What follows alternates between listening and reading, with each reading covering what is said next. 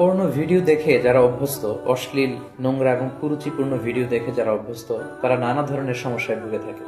এই পর্নোগ্রাফি রয়েছে অনেক ধরনের ক্ষতিকর দিক। তারা তাদের ব্যক্তিগত জীবনে যেমনি ক্ষতিগ্রস্ত হয়, তারা তাদের বৈবাহিক জীবনে যেমনি ক্ষতিগ্রস্ত হয়, তারা সামাজিক জীবনে এবং ধর্মীয় দিক থেকেও তারা প্রচন্ড ক্ষতিগ্রস্ত হয়।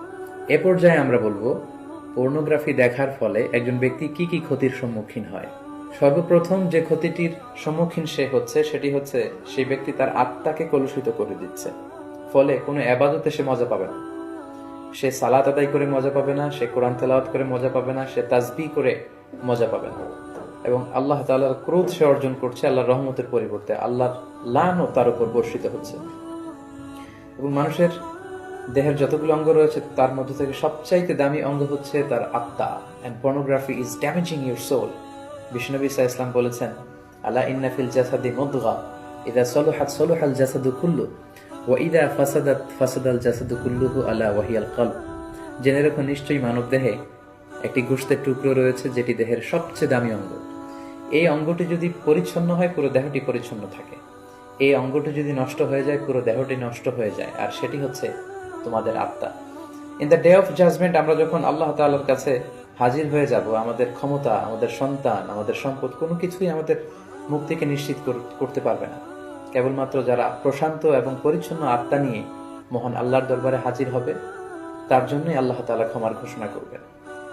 তো পর্নোগ্রাফি ওয়াচাররা সর্বপ্রথম যে ক্ষতিটির সম্মুখীন হচ্ছে সেটি হচ্ছে তারা তাদের আত্মাকে নষ্ট করে দিচ্ছে, যেটা মানব দেহের সবচেয়ে দামি অঙ্গ। পাশাপাশি তারা তাদের চরিত্রকে শেষ করে দিচ্ছে, যেটা মানব জীবনের সবচেয়ে দামি একটি বিষয়। আমরা বলি যে মানুষের অর্থহানি ঘটলে সামান্য কিছু হানি হয়, স্বাস্থ্যহানি হলে আরেকটু বেশি কিছু হয়, কিন্তু একজন ব্যক্তি যখন তার চরিত্র হারিয়ে ফেলে সে তার সবকিছুকে হারিয়ে ফেলে।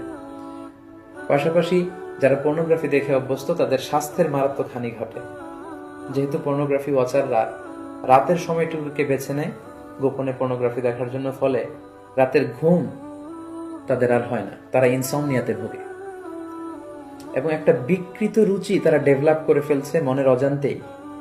মহান আল্লাহ তাআলা বিবাহের মাধ্যমে, পবিত্র বন্ধনের মাধ্যমে একজন প্রাপ্তবয়স্ক নারী এবং পুরুষ তারা তাদের জৈবিক চাহিদা মেটাবে, এটাকে আল্লাহ বৈধ করেছেন।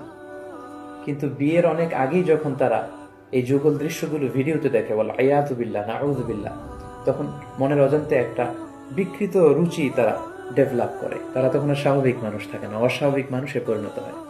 এবং পার্সোনালি আমরা অনেকের কাছ থেকে এরকম প্রশ্নও পাই যে আমি আসলে পর্নোগ্রাফি দেখতে চাই না, আমি এটাকে অপছন্দ করি, কিন্তু একবার দেখতে শুরু করার কারণে আমি এ থেকে বেরিয়ে আসতে পারছি না, আমি নিজেকে